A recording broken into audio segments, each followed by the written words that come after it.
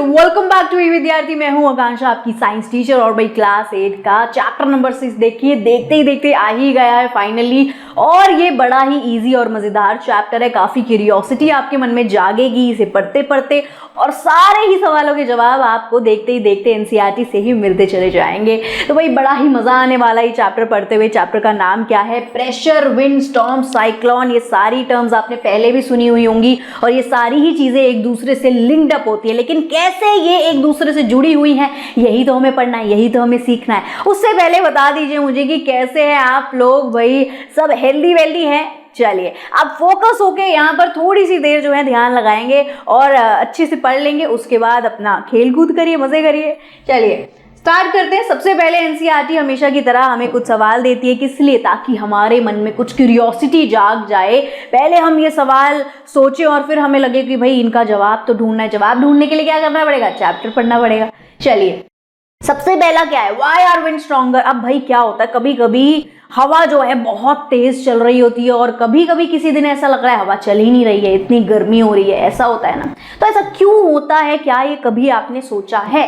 Y are water tank, कभी आपने ये सोचा? ये तो आपको दूसरा वाला तो आपको जवाब इसी वाली वीडियो में मिल जाने वाला है। तो दूसरा जवाब यहाँ पे क्या है? यहाँ पे सवाल कि भाई जो वाटर टैंक्स होते हैं, ठीक है, जो टंकी होती है, वो छत पे सबसे ऊपर रूफटॉप में क्यों, इतनी हाइट पे क्यों लगाई जाती है? क्या कभी आपने सोचा है? क्या प्रेशर, वाटर प्रेशर का कोई लेना देना है? क्या पता हो। चलिए अब can air pressure really crush us. जो एयर का प्रेशर है वो इतना ज्यादा अगर तेज जाएगा, क्या वो सच में हमें क्रश कर सकता है, दबा सकता है, सब तबाह कर सकता है? तो हो सकता है, ऐसा है कि नहीं? होता तो है। अब क्या होता है, ऐसा होता क्या है, मतलब क्यों ऐसा होता है कि स्टॉर्म्स और साइक्लोन आ जाते हैं? किस वजह से आ जाते हैं? अभी बोल रहे हैं कि क्या अर्थ का रोटेट होना इससे उसका लेना देना है? अगर अर्थ जो है रुक जाएगी, रोटेट करना स्टॉप कर देगी, तो क्या साइक्लोन फिर भी आएंगे? ठीक है। अब अगला जो क्वेश्चन है वो मेरी तरफ से हमेशा की तरह है, और आपको इसका जवाब खुद से ढूंढ के मुझे कमेंट बॉक्स में आंसर बताना है हमेशा की तरह। तो भाई इफ एयर इज इनविजिबल, जो हवा है वो तो इनविजिबल होती है, ना ही उसमें कोई वजन होता है कि भाई हम कोई चीज देख सकें, है ना? फिर भी वो हवा जो है इतनी पावरफुल या इतनी स्ट्रांग जो है चलने लग जाती है साइक्लोन के टाइम पे, कि घरों के ऊपर का जो टॉप, रूफ टॉप जो है, जो छप्पर है, जो सबसे ऊपर हम रूफ्स बोल सकते हैं छत की, घर की, वो भी जो है उड़ा के जो है हवा इतनी तेज ले जाती है। तो ऐसा क्यों होता है? तो ये जो है आपको क्यों वो इतनी पावरफुल फील होती है, हमें ये आपको जो है जवाब खुद से निकालना है, ढूंढना है, फाइंड आउट करना है। अब चलिए आगे यहाँ पर क्या लिखा हुआ है। अब यहाँ फिर से एक और चीज़ है, फिर से एक क्यूरियस सवाल ही मान लो। अब आपने अगर ध्यान दिया हो कभी, तो देखा होगा कि जो पेड़ होते हैं उसकी इस तरीके से देखो, कुछ पत्तियां, बहुत तेज हवा चलती है जब, तब इस तरीके से देखो बहुत सारी ऐसी लीव्स हवा में ही उड़ रही होती हैं, स्वर्ल और बेंड हो जाती हैं, थोड़ी घूम जाती हैं, इस तरीके से शेप चेंज जाती है, और हवा में बहुत देर तक झूलती रहती हैं अगर विंड चल रही हो, तेज हवा चल रही हो तो, है ना? साथ ही साथ अगर नीचे जमीन पे गिरी पड़ी हैं तो कभी कभी एकदम से तेज हवा आई तो वो उसको उठा लेती है हवा, और वो वाली पत्तियां भी ऊपर हवा में थोड़ी देर उड़ उड़ के फिर नीचे वापस गिरती है। ये चीज चलती रहती है। फिर कभी कभी जो पेड़ हैं वो खुद भी मूव करते हैं हवा की वजह से, और बेंड भी हो जाते हैं। तो ऐसा क्यों? ऐसा विंड के प्रेशर की वजह से होता है, क्योंकि विंड उनको पुश कर रही होती है अगेंस्ट, है ना? ये वैसे बेसिकली लॉजिक सिंपली बोल सकते हैं हम। अभी बोल रहे हैं कि क्या आपने कभी ये सोचा है कि ऐसा क्यों होता है? क्यों वो गिरी हुई पत्तियां हवा में यूं उठने लग जाती हैं, और जो पेड़ हैं क्यों वो थोड़ा मूव या बेंड करने लग जाते हैं हवा की वजह से? Does the wind exert force? क्या विंड के अंदर किसी तरह का कोई फोर्स होता है? क्या वो कोई फोर्स लगाती है जिससे कि जो पत्तियां नीचे हैं वो एकदम से उठा लेती है अपने साथ उसको हवा में, और वो पत्तियां बेंड भी हो जाती हैं, पेड़ भी यहाँ तक कि बेंड हो जाते हैं? क्या कोई प्रेशर है विंड के अंदर? तो भाई प्रेशर तो है, तभी तो ऐसा हो रहा है। रिकॉल अदर सिमिलर, आप इससे सिमिलर कुछ और इफेक्ट्स भी जो हैं रिकॉल कर सकते हैं, याद कर सकते हैं, ध्यान दिमाग लगा के सोच सकते हैं कि इससे सिमिलर आपने कोई चीजें देखी हैं जिसमें आपने देखा हो कि हवा में आपको लग रहा हो कि भाई ये चीज इस वजह से हो रही हो क्योंकि हवा में किसी तरह का कोई फोर्स है, और उस फोर्स की वजह से देखो क्या हो रहा है, स्लैमिंग ऑफ डोर, दरवाजे जो हैं बहुत तेज जब हवा चलती है ना, जब आंधी टाइप की चलने लगती है, तो ऐसे दरवाजे आपस में फट फट फट फट करके बजने लग जाते हैं, स्लैमिंग ऑफ डोर, है ना? फिर उसकी आवाज आती है बहुत बहुत तेज, आपस में ऐसे टकराने लग जाते हैं। ऐसे विंडोज भी अगर खुली छोड़ी हुई तो ऐसे अंदर बहुत तेज तेज टक टक टक ऐसे होने लग जाती हैं, ठीक है। कपड़े हवा में पता नहीं कहाँ ही उड़ जाते हैं, पड़ोसी की छत पे गिर के चले गए ना, ये सारी चीजें होती है कि नहीं होती हैं। लेकिन क्यों, मतलब क्या ये भी वही वाला एग्जाम्पल, यहाँ भी हमें वही वाला दिमाग लगाने बोल रहे, ऐसा ये सारी ही चीजें क्यों हो रही है भाई? पेड़ की पत्तियां, पेड़ का मुड़ना, कपड़े इधर उधर जाना, विंडोज यूं यूं तेज तेज हिलना, और अपना क्या कहते हैं ये दरवाजों का बहुत तेज इस तरीके से आपस में टकराना, तो ये सारी ही चीजें हवा से हो रही हैं। तो हवा इतनी ज्यादा तेज कैसे चल रही है, मतलब कैसे हो रहा है, जिसका हवा के अंदर किसी तरह का कोई प्रेशर है? तो हाँ भाई प्रेशर है, तभी तो ऐसा हो रहा है, यानी फोर्स है एक तरीके का। How does the force exerted by, अब भाई वो जो फोर्स है वो कैसे विंड में, मतलब कैसे किस तरीके से वो वर्क करता है कि ये सारी चीजें हो जाती हैं, ठीक है। तो सबसे पहले विंड प्रेशर की बात करते हैं। हवा में एक प्रेशर होता है, विंड में एक प्रेशर होता है, जिसकी वजह से वो कम या तेज होती है। कॉज्ड बाय विंड फोर्स, जो कि विंड के फोर्स की वजह से होता है। लिफ्ट फॉलन, और उस वजह से क्या होता है कि जो नीचे गिरी हुई पत्तियां हैं वो भी उठ जाती हैं और पेड़ जो है वो बेंड हो जाते हैं। तो यही इस चैप्टर में यही तो आप एक्सप्लोर करोगे कि इन सारी चीजों का आपस में आखिर लेना देना क्या है, यानी कि हवा का फोर्स और प्रेशर से क्या लेना देना है। यही सारी एक्सप्लेनेशन हम यहाँ पर इस चैप्टर में अभी देखने वाले हैं। Explaining their role in shaping powerful natural events like thunderstorm and cyclones, ठीक है। कैसे ये सारी चीजें, ये फोर्स प्रेशर कैसे ये आगे जाके पावरफुल चीजें कर देती है, नेचुरल चीजें, जो कि हमारा क्या होता है थंडरस्टॉर्म का आना या फिर साइक्लोन्स का आ जाना, कैसे इन सारी चीजों का जो है लेना देना है आपस में। चलिए फिर अब आगे बढ़ जाते हैं इसी के साथ नेक्स्ट। अब यहाँ आती है कहानी, यहाँ से शुरू होती है असल जो है हमें जो पढ़ना है एक्चुअली में, ठीक है। तो प्रेशर, सबसे पहले बात अभी हमने प्रेशर जान ले कि एक चीज़ होती है प्रेशर, ठीक है। तो अब देखते हैं कि प्रेशर का लेने देना आखिर कैसे है। तो यहाँ हम एक बड़े ही बेसिक एग्जाम्पल से शुरू कर रहे हैं। तो भाई यहाँ हैं दो बच्चे, मेघा और उसका भाई पवन। वो जा रहे हैं पिकनिक पे, बढ़िया मज़ेदार, मज़ा आ रहा है, मक्खन एकदम ज़िंदगी चल रही है, पिकनिक पे जा रहे हैं। ओहो, इससे बढ़िया चीज़ क्या है, पिकनिक पे जाने में तो मज़ा ही अलग है। अब वो वॉक कर रहे हैं टू द पिकनिक स्पॉट पे वो चल रहे हैं, पैदल पैदल चल रहे हैं, भाई लंबा रास्ता है, पिकनिक तो हरी भरी जगह पे ही होता है। अब कैरिंग आइडेंटिकल आइटम, इन दोनों ने ही बिल्कुल सेम डिट्टो चीजें अपने बैग में डाली कि भाई तू ये चिप्स लेके जाएगा तो मैं भी यही वाला लेकर जाऊंगी, ये वाली चीज वहां पर चल रही है। दोनों ने एकदम सेम चीज अपने बैग में डाली है। बैग अलग अलग होंगे दोनों के, बस ये बात है, एक का प्रिंसेस वाला हो सकता है या ना भी हो, ठीक है। तो मतलब दोनों के बैग्स थोड़े अलग अलग हो सकते हैं, साइज कलर डिफरेंट, और मतलब स्ट्रैप्स अलग अलग होंगे। अब यही लॉजिक आएगा अभी यहाँ पर। On the way Pawan keep adjusting, अब क्या हो रहा है, चलते चलते पवन बार बार अपने बैग को एडजस्ट किए जा रहा है, ठीक है, बार बार ठीक किए जा रहा है, और उसको अनकंफर्टेबल लगने लग गया है बहुत ज्यादा, कि बहुत भारी लग रहा है उसको या अनकंफर्टेबल लग रहा है, उसको वेट वगैरह फील हो रहा है। तो उसको बड़ी परेशानी हो रही है, जबकि उसकी बहन मजेदार मक्खन मजे में चल रही है, उसको तो ये परेशानी नहीं हो रही है। तो मेघा बोलती है, is there a problem with your bag, क्या तुम्हारे बैग के साथ कोई दिक्कत है, कोई परेशानी हो रही है, बताओ क्या हो गया। ठीक है भाई, अब आगे क्या होता है, पवन कहता है यस इट इज हर्टिंग, मुझे बहुत दुख रहा है। कहाँ पर, शोल्डर्स पर, मेरे शोल्डर्स पर बहुत ज्यादा मुझे दुख रहा है, पेन हो रहा है। मेघा बोलती है कि both are bag are equally heavy, कि हम दोनों के बैग तो बिल्कुल बराबर वजन के हैं ना।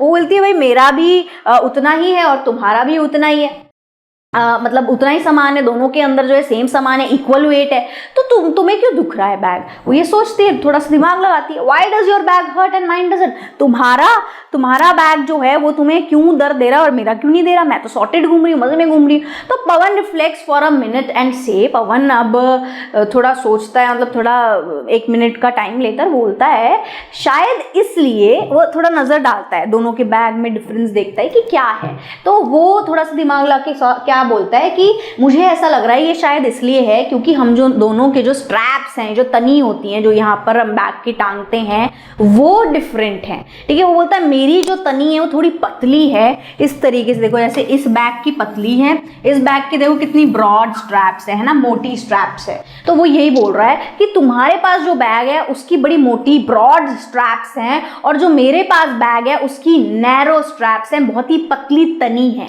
ठीक है। तो मुझे लग रहा है शायद इसी वजह से कोई जो है फर्क है, क्योंकि उसको और कुछ नजर नहीं आया तो उसने यही वाला दिमाग लाया, तो बोल रहा है क्या शेप और साइज जो होती है स्ट्रैप की वो रियली कोई उससे कोई फर्क आता है क्या? सच में ये लॉजिक हो सकता है?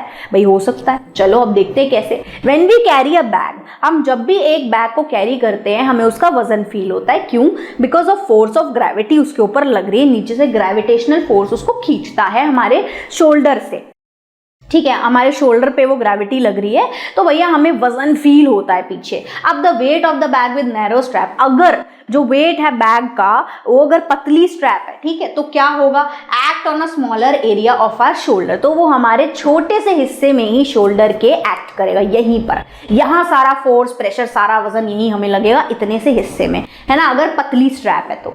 अब जबकि जो बैग है जिसकी स्ट्रैप जो है ऐसे चौड़ी है तो उसने एरिया ज्यादा घेर लिया है ना, हमारे शोल्डर का ज्यादा एरिया उसने कवर कर लिया है, वो फैल गई है over larger area of our shoulder, ठीक है। तो चलिए अब आगे, it is due to this reason, तो ये क्यों होता है भाई? ये इसलिए होता है क्योंकि हमें ज्यादा कंफर्टेबल लग रहा है जब हम बैग कैरी कर रहे हैं ब्रॉडर स्ट्रैप वाला, कंपैरेटिवली जो नैरो स्ट्रैप है वो हमें क्या लग रही है, वो हमें काफी ज्यादा उसका वेट फील हो रहा है, काफी फोर्स, एक प्रेशर फील हो रहा है अपने कंधों पे। ऐसा क्यों हो रहा है? लॉजिक क्या है अब इसके पीछे? The area over which the force act is involve, area है हमारा ये कंधा, शोल्डर इज आर एरिया, इस पर एक फोर्स एक्ट हो रहा है, फोर्स लग रहा है जिससे हमें प्रेशर पड़ रहा है। तो एक ऐसी ही चीज, ठीक है, area over which the force act, कोई भी ऐसा एरिया, जैसे अभी एरिया हमारा शोल्डर है, इस पर अगर फोर्स लग रहा है, अब अगर हम इसको मेजर करेंगे तो इसी को हम क्या बोलेंगे? वी डिफाइन अ क्वांटिटी, हम एक क्वांटिटी के वर्ड में इन दोनों चीजों को मिलाकर बोलेंगे प्रेशर लग रहा है।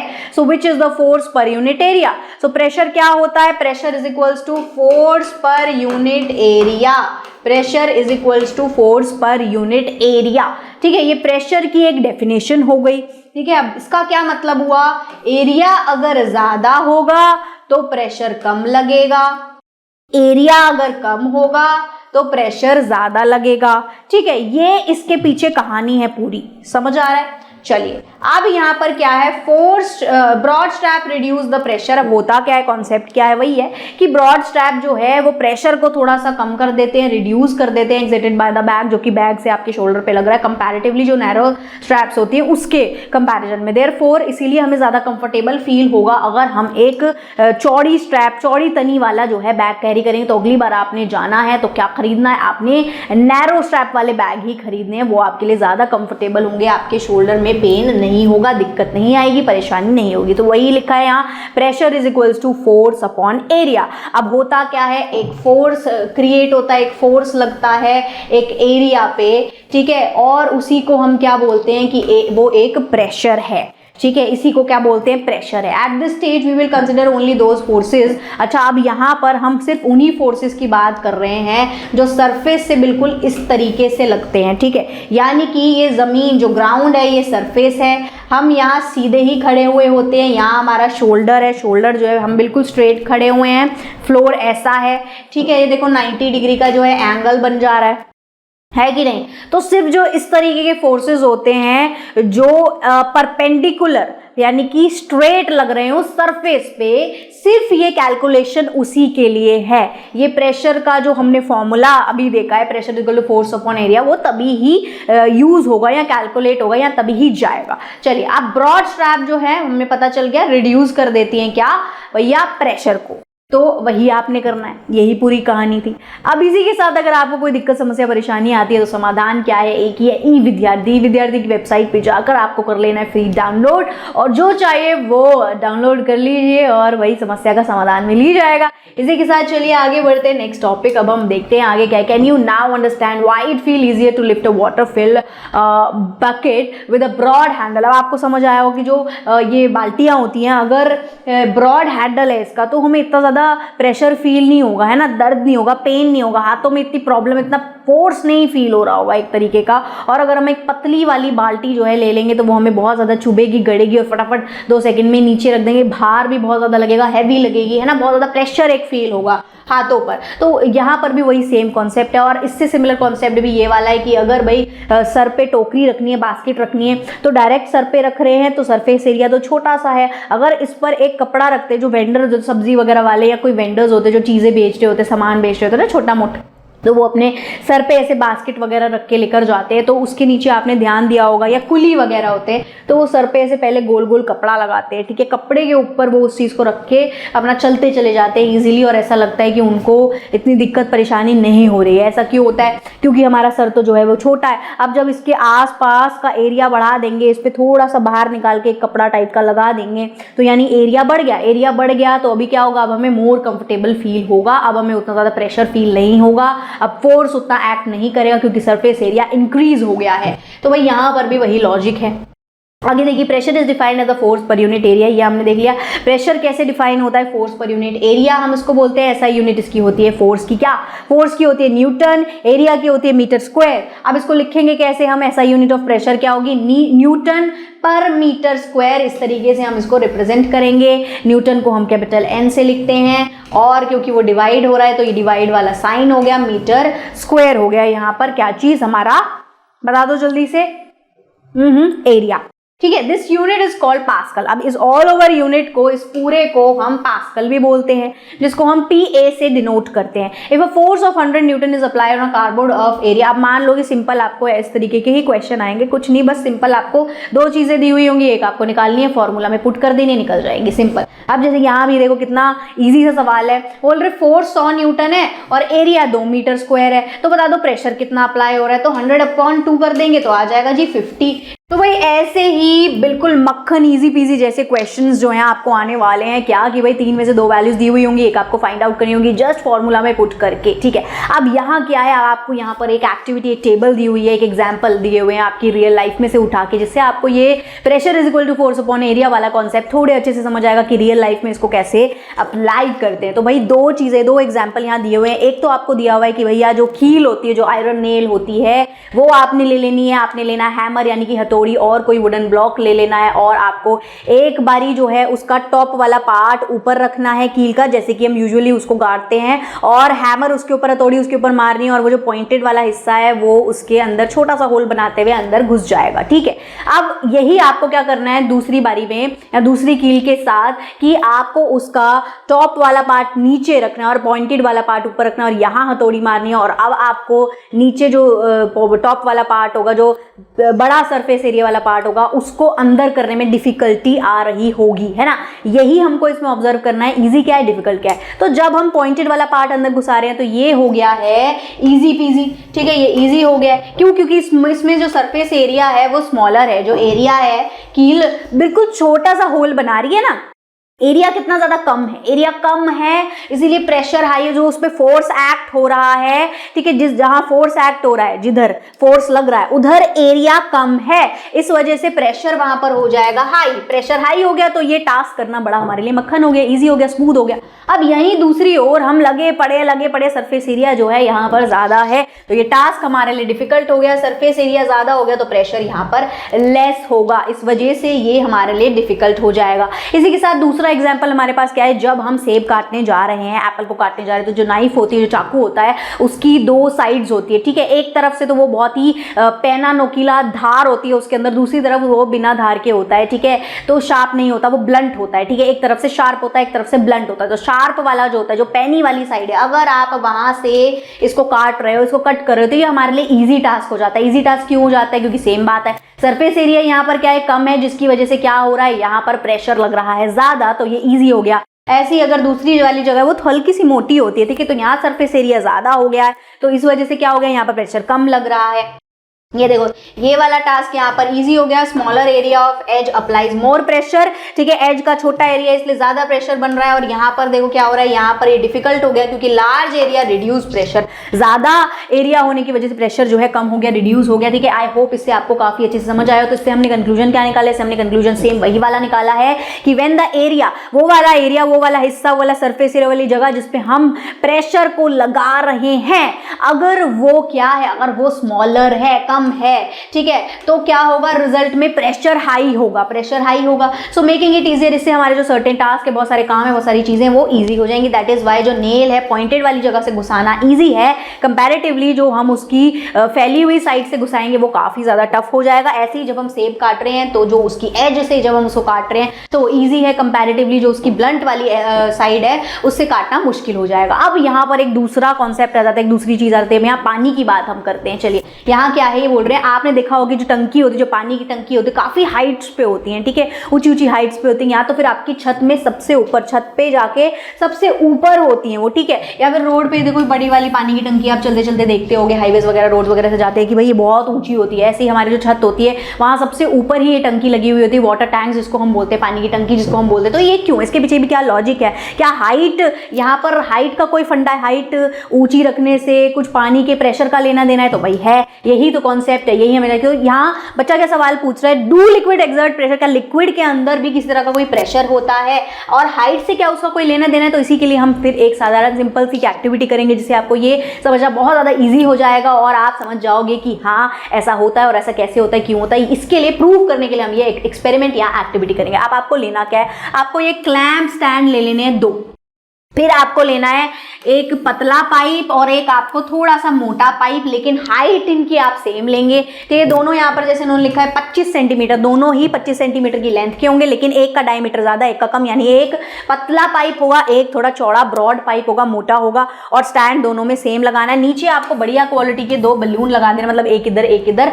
अब इसमें आपको करना क्या है, इसमें आपको सेम लेवल पे, ठीक है, यानी यहाँ इसके भी यहीं पर सेम लेवल पे पानी भरना है। अब आप नीचे ऑब्जर्व करोगे कि जो बैलून है, क्या दोनों में जो, अब यहाँ तो पानी आपको लग रहा है यहाँ तो पानी ज्यादा है ना, यहाँ पर जो पानी का वजन है वो ज्यादा है ना, क्योंकि ये तो ब्रॉड है, ठीक है, ये तो इसका ज्यादा डायमीटर है, फैला हुआ है सरफेस एरिया, इसके अंदर जो एरिया है बेसिकली वो चौड़ाई ज्यादा है, तो यानी इसके अंदर तो पानी ज्यादा है। तो क्या ये बैलून ज्यादा बड़ा हो गया इससे? नहीं, ऐसा नहीं। आप ऑब्जर्व ये करोगे कि दोनों ही बैलून बराबर बड़े हुए हैं, सेम हाइट पे होने की वजह से। अब अगर आप इसमें चेंजेस कर दोगे, क्या चेंजेस कर दोगे आप इसमें? ये चेंजेस कर दोगे कि अगर आप इसके अंदर यहाँ पर इसकी हाइट बढ़ा दोगे, यानी यहाँ पर आप पानी को डाल दोगे तो बैलून थोड़ा और फूल जाएगा, और सेम या इसको भी यहाँ पर बढ़ा दोगे तो ये भी सेम हाइट से बढ़ जाएगा, ठीक है। तो इससे हमें ये पता चलेगा जैसे जैसे आप हाइट बढ़ाओगे तो जो लिक्विड, जो वाटर है, उसके अंदर एक प्रेशर आएगा, प्रेशर एक्सर्ट होगा, ठीक है।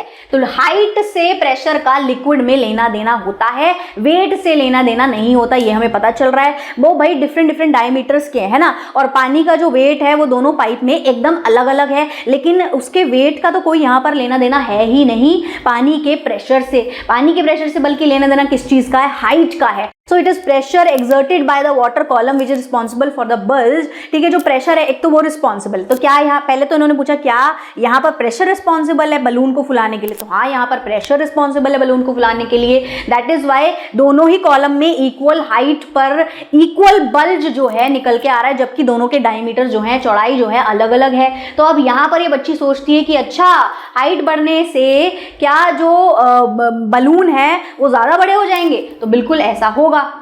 अब देखो, do you see any relationship between the amount of bulge of the rubber balloon and the height of the water? क्या आपको लगता है कि जो उसका बल्ज आउट है, जो उसका फूलना है बैलून का, उसका और हाइट का पाइप के कॉलम में वाटर के हाइट का जो है लेना देना? तो है, तो वही होगा कि जब आप जैसे जैसे उसके अंदर जितना जितना पानी डालते जाओगे उतना उतना बड़ा वो बलून फूलता चला जाएगा, इस तरीके से, ठीक है। ये आप ऑब्जर्व करने वाले हो। सो इससे हमें क्या पता चल गया कि जैसे जैसे हाइट जो है पानी की बढ़ती चली जाती है पाइप के अंदर, वैसे वैसे बॉटम में नीचे जो प्रेशर क्रिएट होता है वो ज्यादा होता चला जाता है। जैसे जैसे पानी की हाइट बढ़ेगी नीचे प्रेशर तेज हो जाएगा, ठीक है। यानी कि पानी जो लिक्विड जो होता है वो उसका जो प्रेशर डिपेंड करता है कॉलम की हाइट पर। इसीलिए जो हमारी पानी की टंकियां होती हैं वो ऊंची ऊंची हाइट पर ही लगाई जाती हैं, ताकि हमारे जो टैप है उसमें स्ट्रॉन्ग प्रेशर आ सके, हैवी प्रेशर आ सके, और हमें बढ़िया एकदम स्मूथ जो है पानी का फ्लो मक्खन की तरह मिल सके। अब यहाँ पर एक क्वेश्चन आ रहा है, ये बोल रहे हैं कि भैया आप 3 माले की बिल्डिंग में रह रहे हो, सेकंड फ्लोर पे आप रह रहे हो, फर्स्ट फ्लोर पे आपका दोस्त रह रहा है। बोल रहे हैं कि आपके जस्ट फ्लोर, आपके वाले फ्लोर के जस्ट ऊपर, मतलब छत पे जो है टंकी लगी हुई है। अब आपके घरों में जो नल के अंदर जो प्रेशर है पानी का वो ज्यादा तेज आएगा, या आपका जो दोस्त है फर्स्ट फ्लोर पे उसके नल में ज्यादा तेज जो है पानी का प्रेशर होगा। तो भाई जो आपके फ्रेंड है उस जो फर्स्ट फ्लोर पे रह रहा है उसके नल में ज्यादा तेज प्रेशर से पानी आएगा, कंपैरेटिवली आपके घर में थोड़ा सा स्लो होगा। क्यों? क्योंकि भाई डिस्टेंस जो है आपके दोस्त का वो ज्यादा है ना, वो तो नीचे बैठा हुआ है और बहुत उससे बहुत ऊपर है जो पानी का लेवल है। तो आपका और अगर उसका कंपैरिजन किया जाए तो उसको तेज प्रेशर मिलेगा, प्रोवाइड होगा, है ना। उसके लिए जिंदगी एकदम स्मूथ मक्खन हो जाएगी, फटाफट उसके घर में बाल्टी भर जाएगी, फटाफट उसके सारे काम हो जाएंगे। तो अभी के लिए यही तक था ये। Thank you so much for watching. I hope आपको अच्छे से यहाँ तक सारा पार्ट समझ आया। उसके बाद हम आगे की कुछ और चीजें देखेंगे, कुछ और मजेदार बातें देखेंगे। तब तक के लिए बाय बाय क्यूडीज, फिर मिलेंगे अगली वीडियो में।